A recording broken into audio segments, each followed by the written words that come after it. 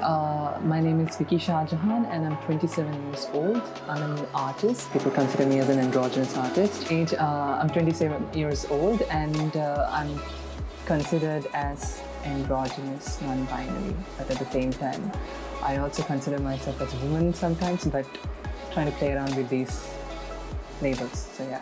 What does it mean to be non-binary? Well, it was quite challenging for me to be a specific person, because every time when it comes to a gender box, people ask me to choose, like you have to be either man or either woman.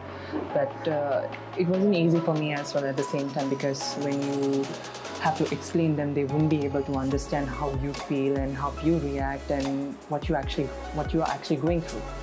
The moment I realized that I want to keep myself, the gender within myself, instead of explaining them, like let them figure out, let them I like confusing people, it's my thing actually. So it's quite interesting to play with people's mindset, like without acknowledging your gender. And it also builds curiosity and desperation to know, but it's challenging, but sometimes it's fun. Yeah. When I was a kid, when I was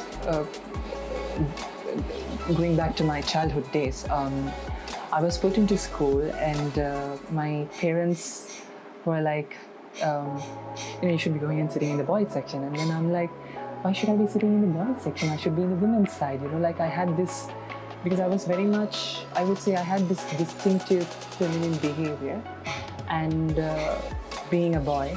But that was the time where I realized that, okay, I'll have to be with the boys right now without being in the girls section.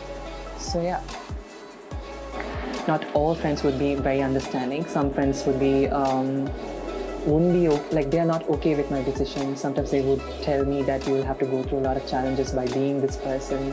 And some friends, they pamper me, saying that you are doing the right thing and you have the right to live the way you want, and they make me feel that I belong in this community, and I feel like they don't make me any less.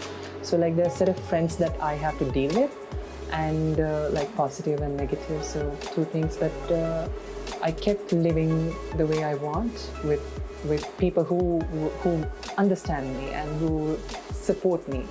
Yeah, my dad is an artist, and as a child, I knew that I was so good at drawing, and then my dad supported me so much. He kept encouraging me drawing. He takes me into different places to do sketches, and we kind of had this very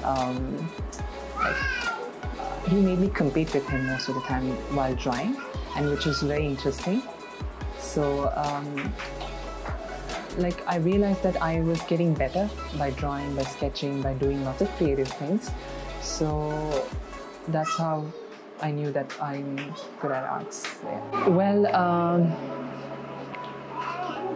living in this community at the age of 14, when I came to Sri Lanka, this society, when I looked into this society, the community actually that I live in, it looked very beautiful, but at the same time I had to go through a lot of challenges with people. People did not really understand me with my gender, and the only thing that I was really good at, I was professionally good at henna. I was practicing henna art at the age of 14. So that's where I started establishing myself, and it turned my life into a different direction. So I realized that I could communicate with people through this medium, and a lot of women started connecting with me. At the beginning, a lot of women kind of had questions. They had a lot of questions about my gender, and they felt a bit, they were not comfortable giving their hands, or maybe because they looked at me as a man. And then I realized that at that moment, where some women looked at my talent and they appreciated it, and they felt like, okay, fine, I could trust and give my hands to this person, and this person will do a good job. And later on, as I was getting better and better and better with henna, it made a very big difference in my life. At the same time, people got to know that I am very well known and I could do a really good job with henna, and I started getting lots of bridal orders. And then with henna, I wanted to do something very different, more rather than what others do, because it was all about decorating hands, adorning hands with floral patterns and making them look beautiful. But for me, I every single time when I start doing henna, I get to listen to their stories, what kind of challenges that they go through in their life, the pressure of a woman actually, what they actually go through. And I realized that I could bring a different meaning to this medium. I thought of sharing stories of women in our neighborhood using henna, and that made a really big difference there. Before coming out, lots of them had questions and they started judging me. They started like because they didn't know how to react towards somebody who is really different, and my difference made them question a lot, and the way how I chose to live made them create a lot of curiosity among them, because they were very curious why I had to live this way, why I have to dress a certain way, why I have to behave in a certain way. So these things really did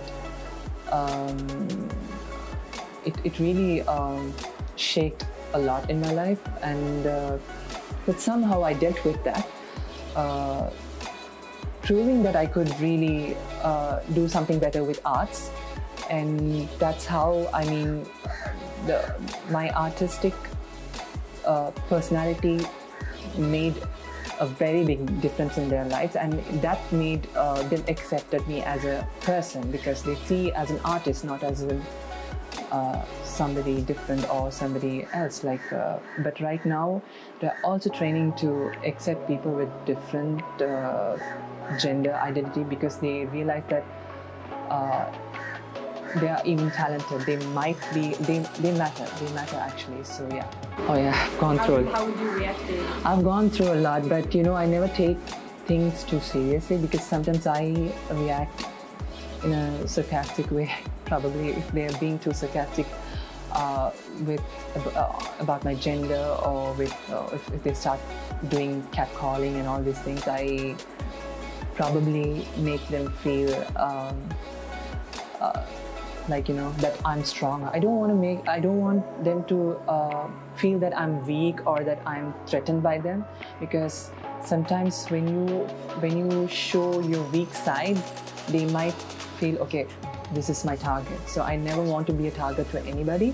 So the only thing that I thought that I could fight back is being who I am, and being this person full of fun, energetic, and you should know how to tackle issues like that, being you know, like in a very creative way. So I try to deal things in a very creative way, and that made my life a little easier actually. So I never had to like equally fight, or like raise my voice, or question them in a very brutal way or something. I just handled it very smoothly with my personality. So yeah. Oh yeah, a lot. Actually, I've gone through a lot, and there are people who are curious to know what kind of undergarment I wear. Sometimes it's quite funny that they ask these questions like, oh my god, like, what do you actually wear? Do you wear a panty or do you wear an underwear? And then what I do is I raise my the inner garment and show them that, okay, this is what I'm wearing, and they get shocked, like, oh my god, she's so exposed. So that's how, I think that's one funny moment I dealt with, and there's more actually. I would say that maybe using public bathrooms sometimes, you know, so there are like men who, like, whenever I go to the streets or somewhere like in public places, there are men who would question me about my gender, like is this a woman or a man? And then I reply them back asking, okay, what are you going to do knowing about my gender? Are you going to get married to me? or else are you gonna give a life to me, or else something like that. So I just, and then they get shocked, like, oh my god, what is this person asking? Like that. So even yeah, when I was going to a wedding, actually it's all male surrounded wedding, and everybody thought that I was a woman because I was wearing a jacket, and I looked very androgynous with hair tie, and people were like curious. It's a wedding, it's a Muslim wedding actually, you know, right? It's a very conservative wedding, and I sat among my school friends. They were all boys, and I did not feel odd, or I did not feel that nobody's going to look at me or something. But people, like, literally the whole crowd was staring at me, and they were like questioning, is that a woman? And then I sort of had to feel like, you know, I just felt like I didn't want to react towards that and just be myself.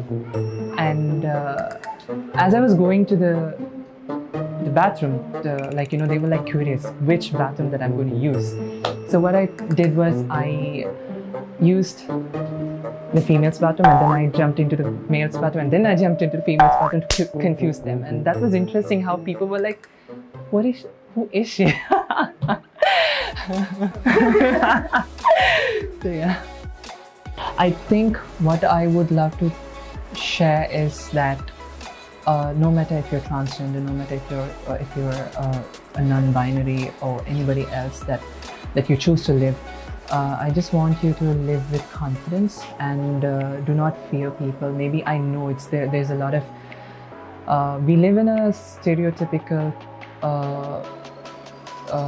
society where people would judge you and tell things about you right to your face, but you should never let that stop you for being who you are, because you have to be who you are instead of pretending somebody else, because you can't live a fake life for lifelong, because it's not gonna fulfill.